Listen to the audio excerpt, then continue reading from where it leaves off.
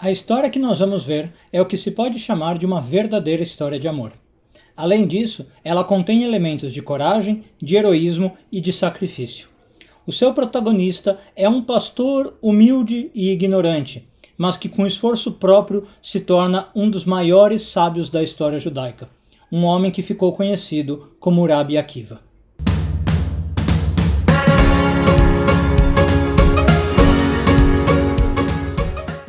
Akiva ben Yosef, filho de José, nasceu no ano 50, numa cidadezinha chamada Lod, em Israel, e que na época estava sob domínio dos romanos.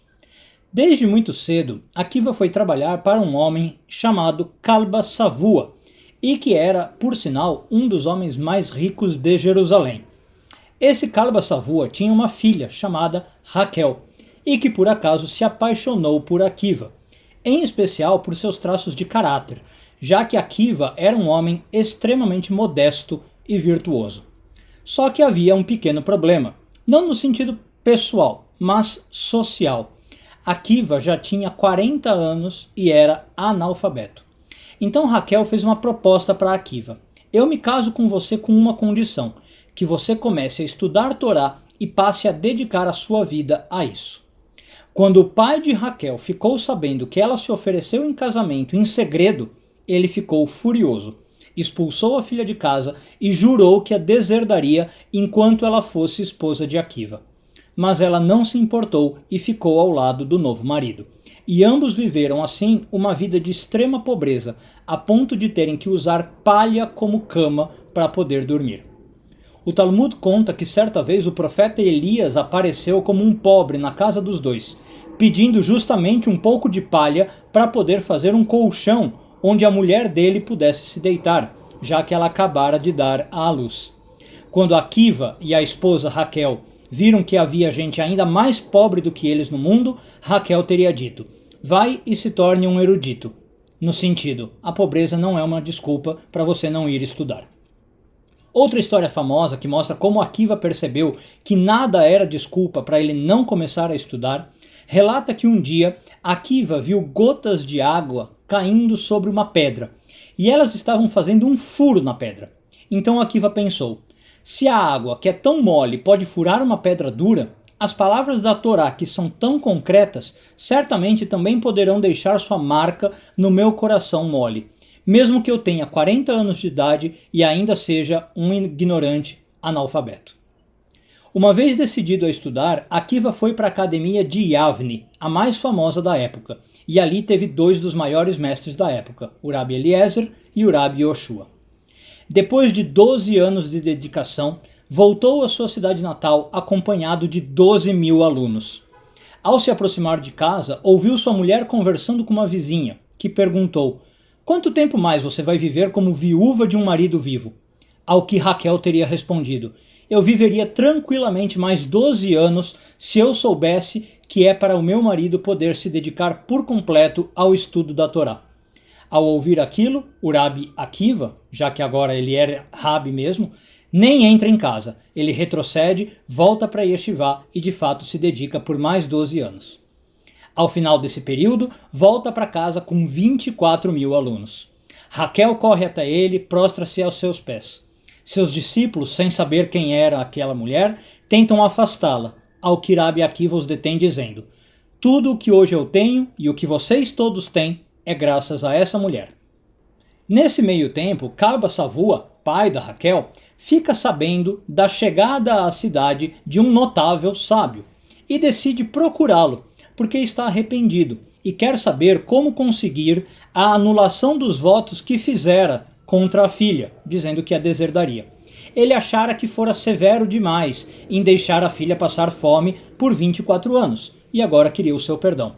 Mas é claro, Kalba Savua não sabia que o grande erudito que chegara era o seu genro, que ele também rejeitara. Quando Rabi Akiva se revela, os dois se reconciliam, e Kalba Savua dá a metade da sua fortuna ao Rabi Akiva e à sua filha. Então, a partir daquele dia, além de um sábio completo, o Rabi Akiva se torna também um homem extremamente abastado.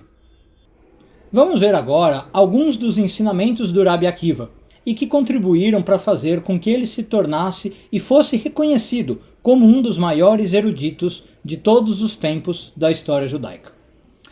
Muitas vezes a Torá parece conter letras supérfluas ou marcas no texto que são inexplicáveis. Antes do Rabi Akiva, muitos mestres simplesmente ignoravam ou desconsideravam esse tipo de ocorrência no texto sagrado. O Rabi Akiva, por outro lado, defendia que se a Torá realmente foi escrita pelo Criador, como a gente defende no judaísmo, era ilógico pensar que ela teria elementos desnecessários, mesmo que fosse uma vírgula. Então, que cada uma dessas letras ou pontuações tinha um significado profundo, que deveria ser debatido e aprendido pelos estudiosos. Outro ensinamento famoso é de que, para o Rabi Akiva, o maior e principal ensinamento do judaísmo é: amarás ao próximo como a ti mesmo.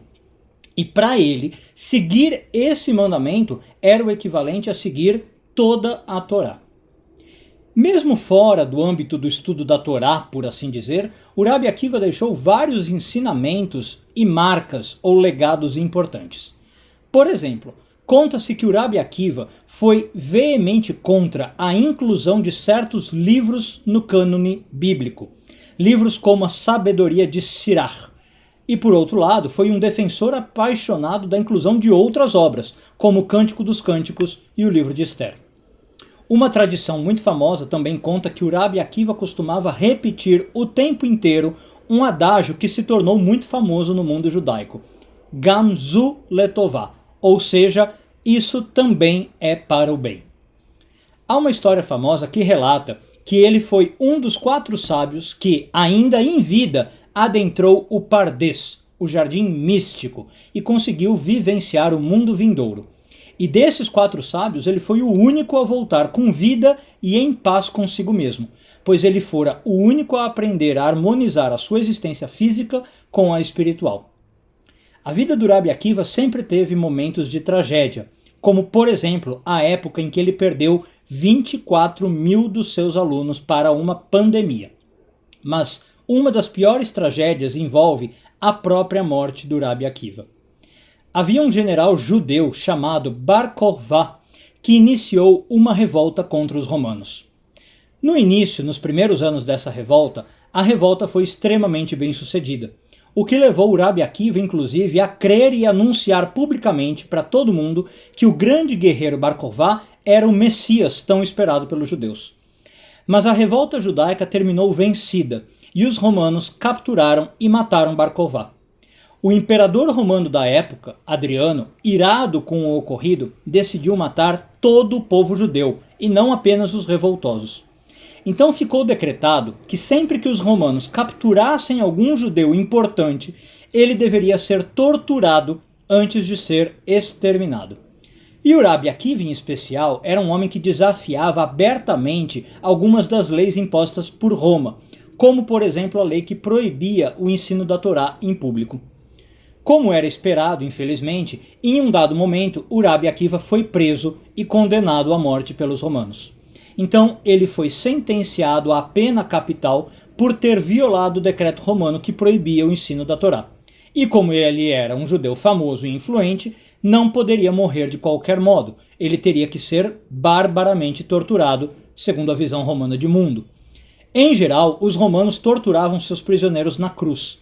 E alguns historiadores, para se ter ideia, afirmam que nessa época os romanos chegaram a executar 250 mil judeus só desse modo. Mas para o Rabi Akiva optaram por uma forma mais horripilante de morte. O grande mestre da Torá seria esfolado vivo com rastelos de ferro, rasgado pedacinho por pedacinho até morrer. Segundo o Talmud, no dia da sua execução, o Rabi Akiva caminhava até o local da sua morte com bravura, sem um gemido, sem um protesto, sem uma lágrima cair dos seus olhos. Pelo contrário, alguns dizem que ele até sorria, porque ele sabia que naquele dia ele estava para se encontrar com o seu Criador. O Rabi Akiva morreu aos 120 anos de idade e foi enterrado numa cidade chamada Tiberíades, ao norte de Israel, onde se encontram seus restos mortais até hoje, e o seu túmulo é um local de peregrinação até hoje para muitos judeus e estudiosos de Cabalá. Se você gostou desse vídeo, não deixe de deixar o seu like, por favor se inscreva no canal se ainda não é inscrito e use o campo de comentários à vontade para deixar as suas opiniões e feedback sobre o conteúdo do canal. Muito obrigado a todos e até um próximo vídeo da série Grandes Nomes.